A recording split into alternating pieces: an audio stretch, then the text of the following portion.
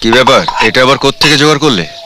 জোগাড় করিনি, বাড়ি পুরনো জিনিস পরিষ্কার করতে গিয়ে পেলাম। তার মানে এটা খালি? না না, লোড করেছি। কখন কি কাজে লাগে। ছিলাম তোদের 7 পুরুষের প্রজা। ঠাকুরটা ছিল তোদের মাইনে করা দেহরক্ষী। আমার বাপের হাতে ছিল গাদা বন্দুক। কর্তাবাবুকে পাহারা দিত। হ্যাঁ, একবার একটা ডাকাতকেও মেরে দিল।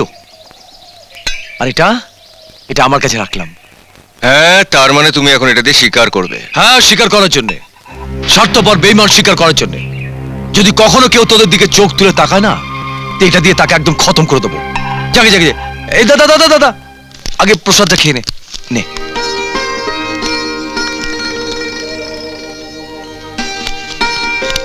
আজ হঠাৎ পুরনো দিনের কথা মনে পড়ে গেল।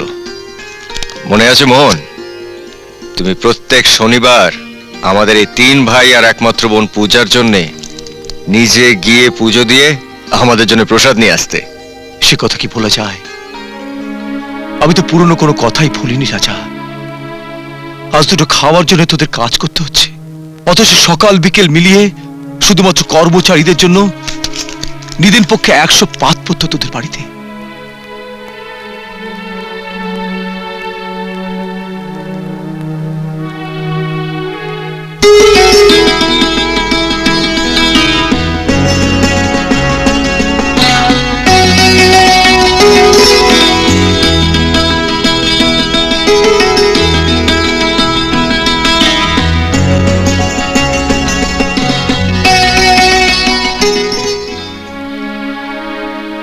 মোহন,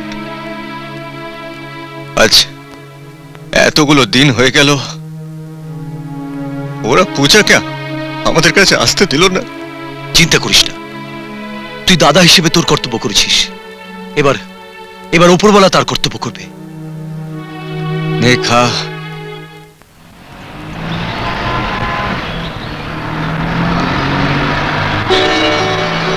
পর্দা!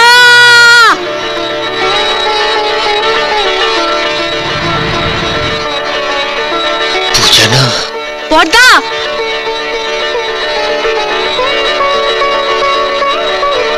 পূজা, আমার একটা প্রেস্টিজ আছে। সব সময় গেও চাষাগুলোকে গাড়ি থেকে দাদা দাদা বলে ডাকতে বারণ করেছি না? কথাগুলো কি কানে যায় না নাকি? নিজের গ্রামে মন্দির থাকতে এই গ্রামের মন্দিরে পুজো দিতে আসার ছুতো করে দাদাদের সাথে কিন্তু দেখা করে চলবে না। যত সব ছোট লোকদের দল।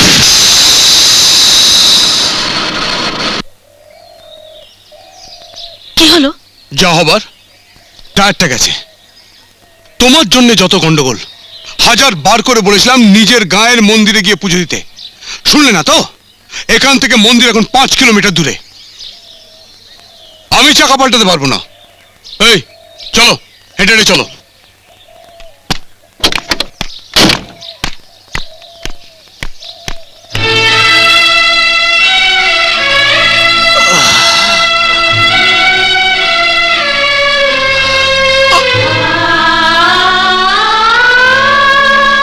তোমাদের এটা মন্দিরে যেতে হবে না। এই রোদে কাদায় আমার বোনের খুব কষ্ট হবে। চাকা আমরা পাল্টে দিচ্ছি। রাকেশ, মোহন, চাকা বদলানোর ব্যবস্থা করো তাড়াতাড়ি। হ্যাঁ, পাল্টাও। মিস্ত্রিদের সাজে তোমাদের ভালোই মানায়।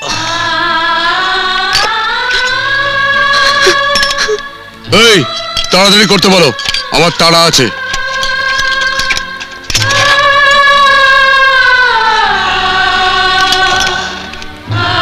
নাও, তোমার গাড়ির চাকা পাল্টে দিয়েছি। কত চয়েস তোমাদের? এই, যা ভালো বোঝো।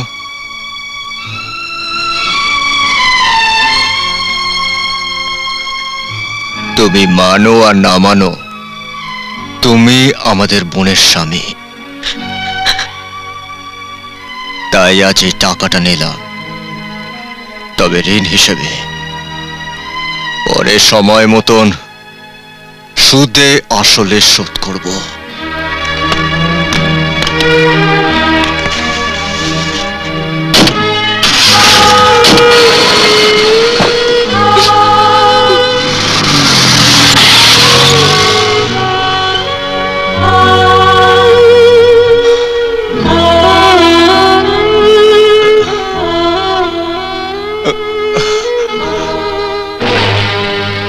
আমার বাড়িতে তোমরা কি জন্য এসছো? আগে আমার মেয়ের বিয়ে দিতে চেয়েছিলাম, তোমাদের জায়গা জমি বাড়ি ঘর সবকিছু দেখে। এখন তো তোমাদের কিচ্ছু নেই। তোমাদের বাড়িতে আমার মেয়ের বিয়ে দেব না। আপনি টাকা পয়সা দেখবেন না মানুষ দেখবেন? টাকা পয়সা থাকলে সুখ পাওয়া যায় না।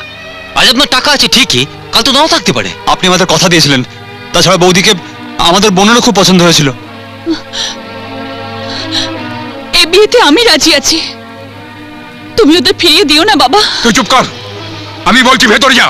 যা বলছি, যা বলছি। শোনো, তখন আমি কথা দিয়েছিলাম, এখন আমি কথা ফিরিয়ে নিচ্ছি। কোনো ধনীর ছেলে ছাড়া আমার মেয়ের বিয়ে আমি কিছুতেই দেব না।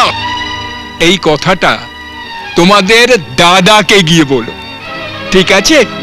আমরা দাদাকে না জানিয়ে এসছি, দাদাকে কিছু বলতে পারবো না। এখন তোমার দাদা জানলেই বা কি, আর না জানলেই বা কি? এখন তোমরা আমার বাড়ি থেকে বেরিয়ে যাও। যাচ্ছি। শুনুন, মারা যাওয়ার পর টাকা পয়সা কি আপনি শ্মশানে নিয়ে যাবেন? চল মেজদা।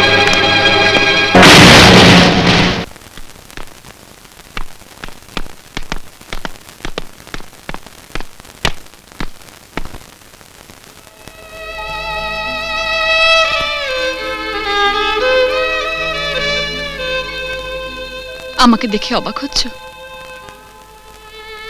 আমার বাবা তোমাদের কথা দিয়েও কথা রাখেননি, কিন্তু আমি রাখবো। তোমাদের বোন পূজা আমাকে পছন্দ করেছে, আমি তোমাদের বড়দাকে স্বামী হিসেবে মেনে নিয়েছি। আমি তোমার সঙ্গে যাব। কিন্তু তোমার বাবার এই বিয়েতে মত নেই। তুমি তো আমার বড়দাকে চেনো, দাদা কি তোমাকে মেনে নেবেন? আমি যদি নিজের বাড়ি ছেড়ে, নিজের বাবাকে ছেড়ে ওনার কাছে আশ্রয় চাই, তবে উনি কেন মানবেন না? ঠিক আছে, তুমি আমার সঙ্গে এসো, বাড়ির পেছন দিকের রাস্তা দিয়ে যাই। চলো। দাঁড়াও, তুই ওর সাথে যেতে পারবি না। চলে আয়, আমি বলছি চলে আয়। না বাবা, তা আর সম্ভব নয়। স্বামীর বাড়ি মেয়েদের নিজের বাড়ি, আমি সেখানেই যাচ্ছি। পারো তো আমাকে আশীর্বাদ করো। কিসের বাড়ি, কিসের স্বামী? ওরা তো সব ভিখিরি হয়ে গেছে। তুই আমার একমাত্র মেয়ে, তোকে আমি কিছুতেই যেতে দেবো না। এই এই নিয়ে আয় ওকে।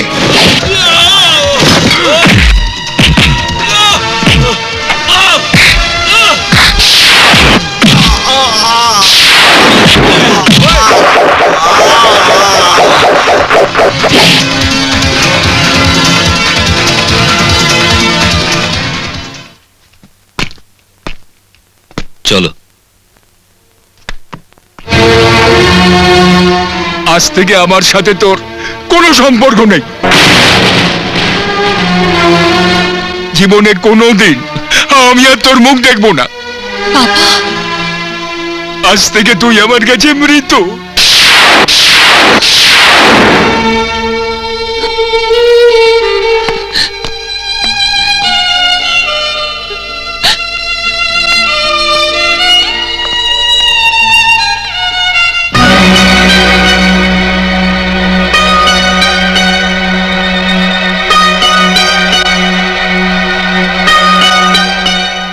দেখ রাজা, রাকেশ যখন একটা মেয়েকে জোর করে বাড়ি থেকে তুলে নিয়ে এসছে, তখন তাকে তোর গ্রহণ করে নেওয়া উচিত। এই অন্যায় আমি মেনে নেব না। ও জোর করে মারামারি করে ওকে বাড়ি থেকে তুলে নিয়ে এসেছে। যা, ওকে বাড়িতে পৌঁছে দিয়ে এসো। রাকেশ, তুমি ওর বাবার কাছে গিয়ে ক্ষমা চেয়ে আসবে। আমাকে কেউ জোর করে আনেনি, আমি নিজের ইচ্ছে এসেছি। আমি তোমাকেই স্বামী হিসেবে মেনে নিয়েছি।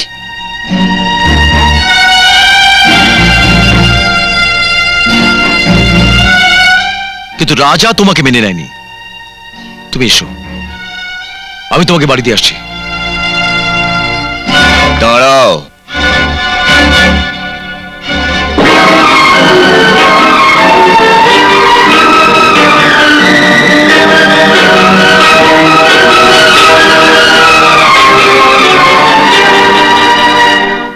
তুমি জানো যে আজ আমি নিঃস্ব, পথের ভিখারি।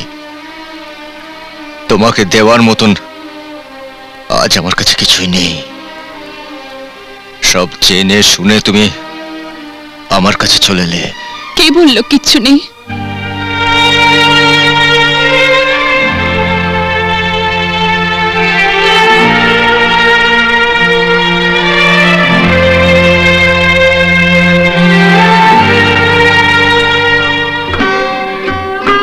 আর তো কিচ্ছু চাই না।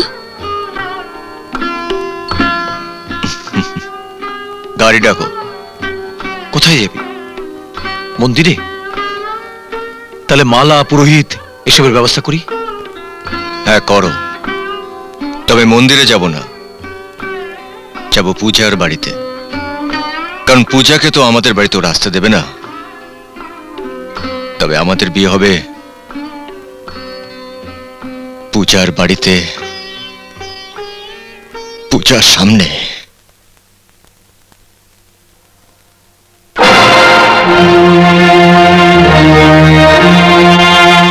এ কি বৌমনি, তুমি এখানে এই চাকর বাকরদের মধ্যে মাটিতে বসে খাবার খাচ্ছ? তাতে কি হয়েছে? ওরা কি মানুষ নয়? আমি সব বুঝতে পেরেছি। ছি ছি ছি ছি, এরা কি মানুষ না জানোয়ার কে জানে। তুমি দাঁড়াও বৌমনি, আমি তোমাকে ভালো খাবার এনে দিচ্ছি। না না, এটাই তো ভালো খাবার। এর থেকে ভালো খাবার আমার আর দরকার নেই। এটাই ঠিক আছে। দরকার আছে, তুমি এবাড়ির বউ, তোমার একটা সম্মান আছে।